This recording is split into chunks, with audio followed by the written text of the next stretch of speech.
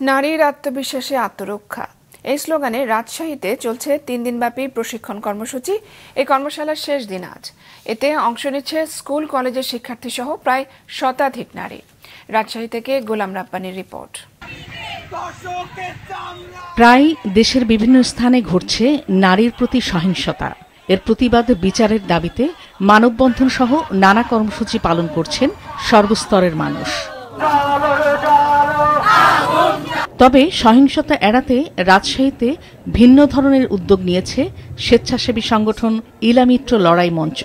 নগরীর বিভিন্ন শিক্ষা প্রতিষ্ঠানের 100-র বেশি শিক্ষার্থীকে নিয়ে আয়োজন করেছে আত্মরক্ষার প্রশিক্ষণ। ছোট ছোট বাচ্চাদেরকেও ধর্ষণ করা হচ্ছে এবং তার জন্য বিচার ব্যবস্থাও এখনো পর্যন্ত খুব একটা ভালো সুফল আমরা পাইনি।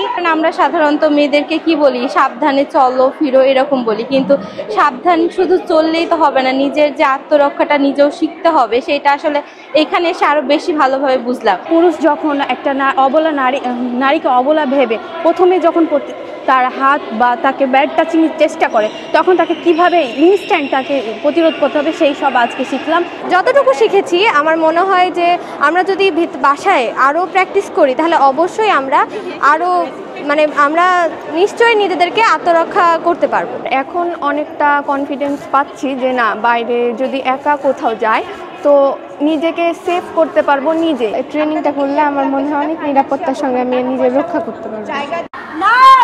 প্রশিক্ষকরা বলছেন, হঠাৎ কোথাও আক্রমণের শিকার হলে তা থেকে রক্ষার জন্য গুরুত্বপূর্ণ 7টি কৌশল শেখানো হচ্ছে নারীদের। আত্মরক্ষা কৌশল এমন একটা জিনিস যেটাকে আত্মনির্ভরশীলও হতে শেখায়। তো প্রত্যেকটা মেয়েদের আত্মনির্ভরশীল হতে হবে, আমি মনে করি সংসারও করতে হবে এবং বাবা মার খেদমতও করতে হবে। 7টা শিখাতে যাচ্ছি, একটু বেশিও শিখাতে পারি, এখন দেখা যাক তারা যতটুকু নিতে পারে, আমরা তার মধ্যে চেষ্টা করবো তাদেরকে।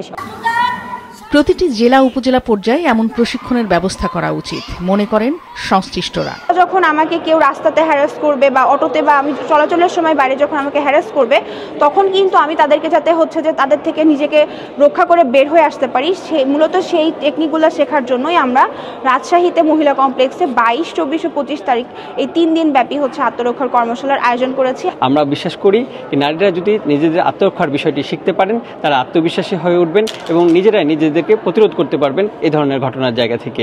এবং এমন আয়োজন আমার মনে হয় কি শুধু রাজশাহী না, সারা দেশের বিভিন্ন জায়গায় এরকম উদ্যোগ নেওয়া উচিত। গেল শনিবার বিভাগীয় মহিলা ক্রীড়া কমপ্লেক্সে প্রশিক্ষণ কর্মশালার উদ্বোধন করেন অতিরিক্ত জেলা প্রশাসক টুকটুক তালুকদার ও পুলিশ সুপার ফারজানা ইসলাম। নারী হিসেবে আমার যে কনফিডেন্স সেটা অনেক বেশি বেড়ে যাবে আমার কাছে মনে হচ্ছে। এটা জানা থাকলে শুধু সেলাই করতে পারবো, রান্না করতে শিখতে পারবো, এটাও আমাদের শেখা উচিত। সো আমরা সবাই এটা শিখবো এবং আমরা সবসময় কনফিডেন্ট, আমাদের মধ্যে কখনো মনে থাকবে না যে আমি পারবো কিনা, এটা যাতে কখনোই না থাকে। ঈদের পর ফের শুরু হবে নতুন ব্যাচের প্রশিক্ষণ। জেলা প্রশাসনের সার্বিক সহযোগিতায় আয়োজনে পৃষ্ঠপোষকতা করছে উন্নয়ন সংস্থা কোটেক বাংলাদেশ। মাছরাঙা নিউজ ডেস্ক।